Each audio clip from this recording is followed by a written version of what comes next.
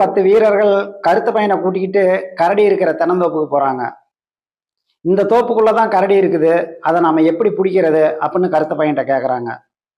கருத்த பையன் தன்னோட மனசுக்குள்ள கரடி கையில சாவறதுன்னு முடிவாகி போச்சு, இதுல இவங்களையே உள்ள கூட்டிகிட்டு போனோம், ஊருக்குள்ள எல்லாரும் நம்மளை பெரிய வீரன் நினைச்சுக்கிட்டு இருக்கிறாங்க, அதை நாமளே கெடுத்துக்க கூடாது, உள்ள நம்மளை கரடி கேவலமா கடிச்சு கொள்றதை இவங்க யாராவது பார்த்துட்டு வந்து வெளியே சொன்னா நம்ம செத்து போயும் கோலங்கிற பேரை வாங்கிக்குவோம் அப்படின்னு நினச்சிக்கிட்டு, அதெல்லாம் ஒன்றும் இல்லை, அந்த கரடியா நானான்னு பார்த்துக்கிறேன், உங்கள் கையில் இருக்கிற ஒரு கூர்மையான ஈட்டி மட்டும் என்கிட்ட கொடுங்க, அப்படியே ஒரு தீப்பெட்டியும் 2 பீடியும் கொடுங்க அப்படின்னு வாங்கிட்டு, நீங்கள் எல்லாரும் வெளியே வெயிட் பண்ணுங்க, நானும் அந்த கரடியான்னு உள்ளே போய் பார்த்துக்கிறேன் அப்படின்னு பயந்துக்கிட்டு கருத்த பையன் அந்த தென்னந்தோப்புக்கு உள்ளே போகிறான்.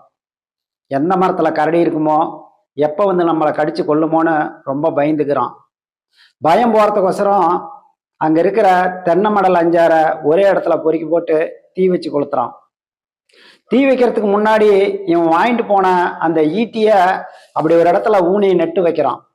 அது எப்படி நட்டு வைக்கிறான்னா, அந்த ஈட்டியோட கூர்மை பகுதி வானத்தை பார்த்த மாதிரி மேலே இருக்கிற மாதிரி குத்தி நட்டி வைக்கிறான். இப்போ நெருப்பு எரியுது. இந்த நெருப்பு எரியும் போது அந்த கரடி அந்த நெருப்புக்கு பக்கத்துல இருக்கிற தென்னை மரத்துல தான் மேலே உட்காந்துட்டு இருக்குது. கரடிக்கு நெருப்பை பார்த்தோன்னே பயம். அந்த பயத்துல அந்த மரத்துல இருந்து அங்கிருந்து தலை நட்டு எட்டி குதிக்குது.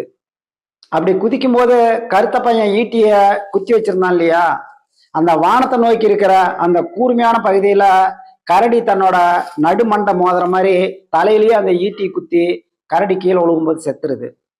கருத்த பையன் அப்படியே இவன் தான் குத்தி கொண்ட மாதிரி ரொம்ப வீரமா அந்த கரடியோட காலை பிடிச்சி வெளியே இழுத்துட்டு வர்றாரு. உடனே அங்க இருந்த வீரர்கள்லாம் கருத்த பையனை அப்படியே அழகா தூக்கிட்டு போய் ராஜா கிட்ட நடந்த விஷயத்த சொல்றாங்க.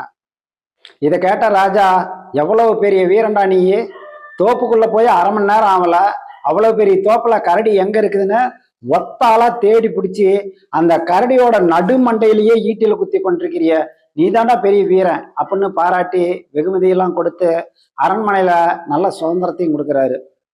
நல்லா 1 மாத காலமா நல்லா சாப்பிட்டு உடம்பெல்லாம் நல்லா தேத்திட்டு இருக்கிறான் கருத்த பையன். அப்போ அரண்மனையில ராஜா கிட்ட ஒரு நபரு வேகமா பதற்றத்தோட ஓடி வர்றாரு. மன்னரே, 500 ஆடுகள் இருக்கிற நம்ம ஆட்டு பண்ணையில ஒரு சிறுத்தை உள்ள பூந்துக்குச்சு, தினம் 2 ஆடுகளா கடிச்சு கொதறது, நாங்க எவ்வளவோ முயற்சி பண்ணியும் அந்த சிறுத்தையை எங்களால ஒண்ணும் பண்ண முடியல, இதுக்கு நீங்க தான் ஒரு வழி பண்ணணும் அப்படின்னு சொல்றாங்க. உடனே மன்னர் கருத்த பையனை கூப்பிட்டு, ஒரு 20 போர் வீரர்களை கூட்டிக்க, எப்படியாவது அந்த ஆட்டு பண்ணைக்குள்ள போய் அந்த சிறுத்தைய கொன்னுரு அப்படின்னு சொல்றாரு. சரி நண்பர்களே, கருத்த பையன் சிறுத்தையை கொன்னானா? அடுத்த வீடியோல பார்ப்போம்.